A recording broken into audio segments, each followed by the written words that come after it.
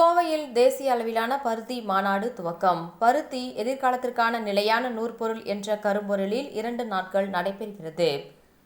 கோவையை தலையிடமாக கொண்டு செயல்படும் இந்தியன் காட்டன் பெடரேஷன் மற்றும் பஞ்சாபை தலைமையாக கொண்டு இயங்கும் இந்தியன் காட்டன் அசோசியேஷன் லிமிடெட் ஆகிய அமைப்புகள் இணைந்து 2 ஆண்டுகளுக்கு ஒருமுறை நடத்தும் அகில இந்திய பருத்தி மாநாட்டின் 6வது பதிப்பு கோவை ரெசிடென்சி ஹோட்டலில் தொடங்கியது.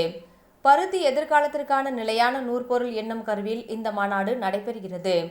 இத்துடன் உலக அரங்கில் பருத்தியின் நிலை மற்றும் பருத்தி சார்ந்த தொழில்துறைக்கு உள்ள சவால்கள் குறித்தும் இந்த நிகழ்வில் விவாதிக்கப்பட்டது.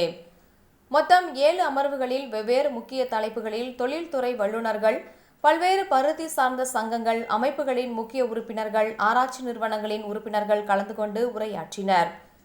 இந்தியா முழுவதும் இருந்து சுமார் 400க்கும் மேற்பட்ட பருத்தி துறை சார்ந்த பிரதிநிதிகள் இந்த மாநாட்டில் பங்கேற்கிறார்கள்.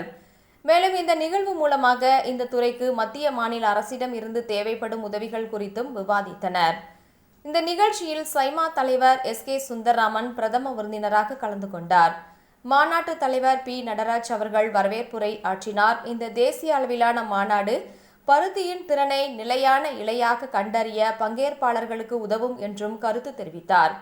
இந்த மாநாடு பருத்தியின் பல்வேறு பரிமாணங்களை, அதன் நிலையான அம்சங்களை வலியுறுத்துவதை நோக்கமாக கொண்டுள்ளது என்று அவர் அடிக்கோட்டு காட்டினார். நிலைத்தன்மை மற்றும் சுற்றுச்சூழல் உணர்வின் இந்த சகாப்தத்தில் பருத்தியின் முக்கியத்துவத்தை மிகைப்படுத்த முடியாது. உலகளாவிய கவனம் சூழல் நட்பு நிலையான நடைமுறைகளை நோக்கி நகர்கின்றது.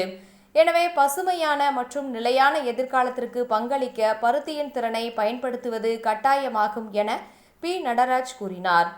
தொடக்க நிகழ்வில் கேஜி குழுமத்தின் தலைவர் திரு கே.ஜி. பாலகிருஷ்ணன் அவர்களுக்கும், எல்.எஸ். மில்ஸ் நிறுவனத்தின் தலைவர் திரு மணிவண்ணன் அவர்களுக்கும் வாழ்நாள் சாதனையாளர் விருது வழங்கி கௌரவிக்கப்பட்டது.